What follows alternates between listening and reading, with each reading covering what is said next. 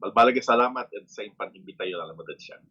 Yes po. And attorney, unang-una po, ano po ba ang Latin phrase po para po sa po mga kababayan?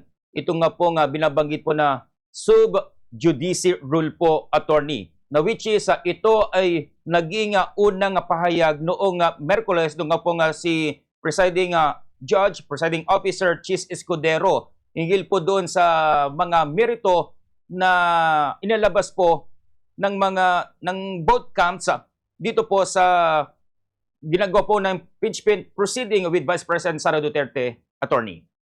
You got that right, Bombo Frani. Sub iudice. So, ang Latin phrase noon.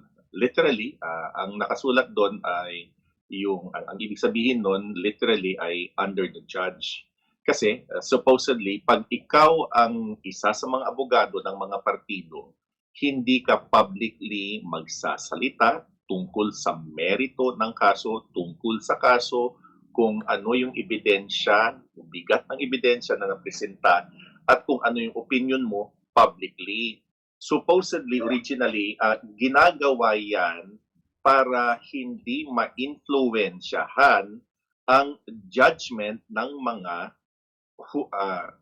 judges, hukom, sa pagdi-decide ng isang kaso. Kaya pinagbabawal yon para hindi supposedly ma-influensyahan sila.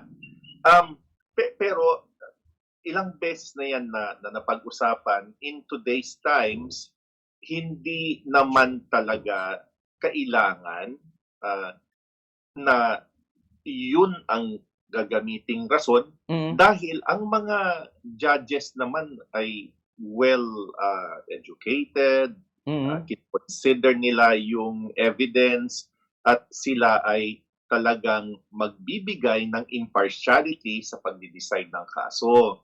Sa isang konteksto, yung sub judice rule ay nangyayari dahil sa mga instances na mga jurors, if ever, yung jury system, na ang mga jurors ang magdi-decide ng outcome ng kaso. Unique kasi yung impeachment proceeding. Pag ang isang abogado na parte ng prosecution o sa defense ay nagbibigay ng opinion tungkol sa merito ng kaso, kung gaano ka-relevant, kabigat yung ebidensya, parang ang mangyayari dahil nakikinig ang taong bayan, merong tendency na mai-influensyahan yung taong bayan tungkol sa nangyayari sa impeachment proceeding, at dahil politiko yung mga senator judges, yung iba nga merong re-election na hinaharap, kaya kinoconsider nila yan. Ang mangyayari kung as the theory goes na itutuloy ang walang humpay na pagdidiscuss ng mga abogado sa both sides, ay unduly mai-influensyahan in theory ang mga senator judges dahil sa opinion na binibigay nila na makaka-influensya sa taong bayan and babalik doon sa mga senator judges kung ang taong bayan ay supposedly magbibigay ng mas malawakang opinion. Hence, yung prohibition sa sub judice.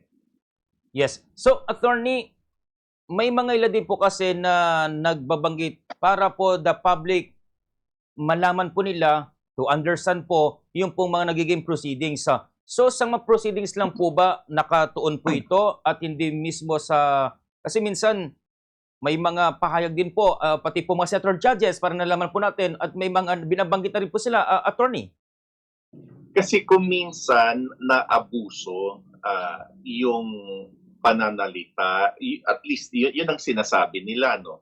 But sa pag ibigay ng mga limitasyon ng presiding officer, si Senator Escudero, pwede namang magbigay ng mga pahayag sa isang spokesperson. Kaya ito ba ay isang paglilimita ng freedom of speech. Mhm.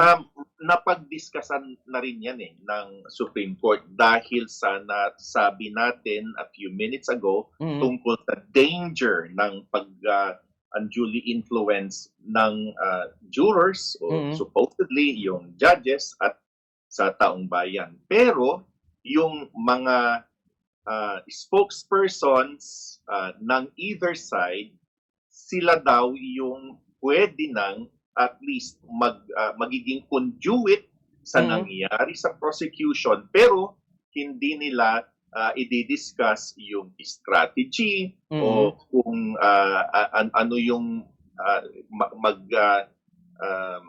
di-describe sila sa gravity ng witness o mag-impugn ng credibility ng witness. I do not know how to Mhm. draw the line if ever ikaw yung spokesperson.